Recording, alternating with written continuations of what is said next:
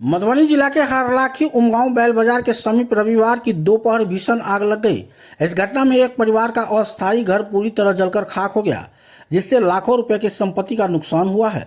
पीड़ित परिवार की बरसों से जमा पूंजी पल भर में राख हो गई। घटना रविवार की दोपहर करीब 12 बजे की हुई है। आग की लपटें इतनी तेज थी कि देखते ही देखते पूरा घर धू धू कर जलने लगा। परिवार के सदस्य घटना के दौरान रोते रहे और आसपास अफरा तफरी का माहौल बन गया। पीड़ित गृह स्वामी श्रवण शाह ने बताया कि वे कपड़े की दुकान चलाते हैं।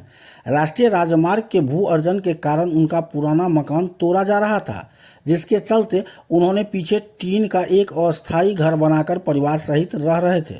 अगलगी में करीब 1.5 लाख रुपए नकद, कपड़े, अनाज, जमीन के कागजात, आधार कार्ड, बैंक पासबुक सहित अन्य महत्वपूर्ण दस्तावेज पूरी तरह जल गए। घर के बाहर खड़ी एक मोटरसाइकिल भी आंशिक रूप से क्षतिग्रस्त हो गया है।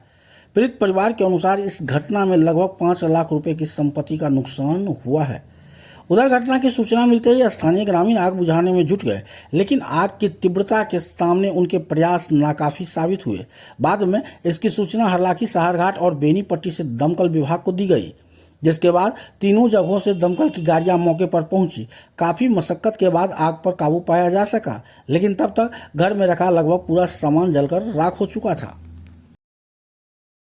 मेरा नाम गफार अंसारी है। अच्छा, आग कैसे लगी है? आग लगी है, वो खाना बना रहा था जी, उसके भूल चुके चलते यही है सरवन। आपका नाम क्या है? सरवन शाह हुआ सर। जी, घर कहाँ है आपका? घर सर हटवरिया हुआ सर। हटवरिया। ये प्रखंड कौन सा पड़ता है?